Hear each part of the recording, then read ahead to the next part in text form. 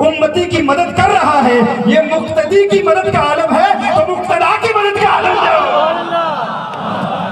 نعرہ رسالت، نعرہ رسالت،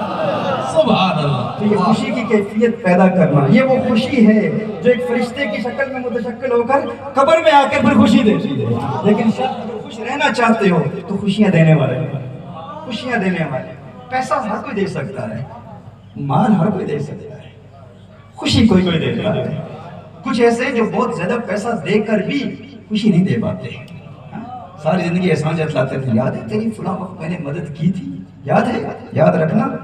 بھول نہ جانا، احسان جتلاتے رہتے ہیں۔ کچھ دے کر بھی خوشی نہیں دے پاتے، اور کچھ ایسے ہیں جو لے کر بھی خوشیاں دے جاتے ہیں،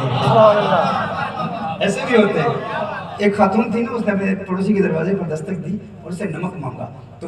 بیٹے نے کہا کہ ماں گھر میں نمک ہے، بہت نمک پڑا ہے، اس سے کیوں مانگ رہی ہو؟ تو اس نے کہا بیٹا مجھے بھی پتا ہے گھر میں نمک ہے، اس لیے اس سے مانگ رہی ہوں کہ یہ بیچارہ غریب ہے، مفلس ہے، نادار ہے، اسے کبھی کبھی حاجت ہوتی ہے روٹی کی، یہ ہم سے مانگتا نہیں ہے، یہ خوددار انسان ہے، یہ سفید پوش ہے، یہ ہم سے مانگتا نہیں ہے، میں اس سے نمک اس لیے مانگ رہی ہوں تاکہ اس کے دل میں بھی یہ یقین پیدا ہو کہ میں بھی دینے والوں کی صف میں شامل ہو چکا ہوں، تاکہ پھر وسعت قلب سے آسانی سے ہم سے بھی مانگا کرے اور ہم اس کو روٹی بھی دیا کرے، کھانا بھی دیا کرے۔ تو کچھ ایسے ہیں جو لے کر بھی خوشی دے دیتے ہیں، اور کچھ ایسے ہیں جو لاکھوں دیتے ہیں لیکن خوشی نہیں دے پاتے۔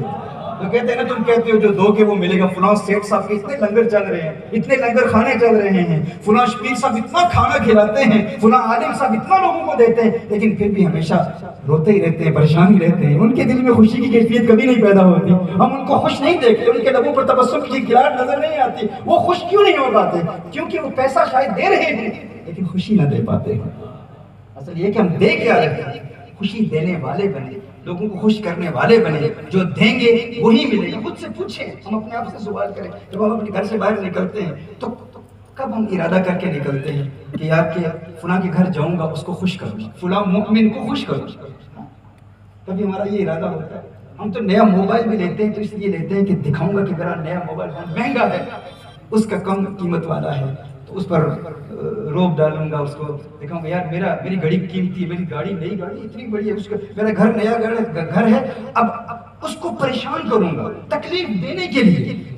یہ نہیں کہ کسی کو خوش کرنے کے لیے۔ کسی کے گھر ہم کھانا کھانے کے لیے جاتے ہیں، کھانے کی تعریف نہیں کرتے، کوئی ہمارے ہاں آتا ہے بلکہ ہم جاتے ہیں، ہم کہتے ہیں آج اس کے گھر جا رہا ہوں نا، آج اس کو وہ مزہ چکھاؤں گا نا، فلاں وقت اس نے مجھے یہ کہا تھا، تو نیت ہی پہلے سے یہ ہوتی ہے کہ غم دوں گا،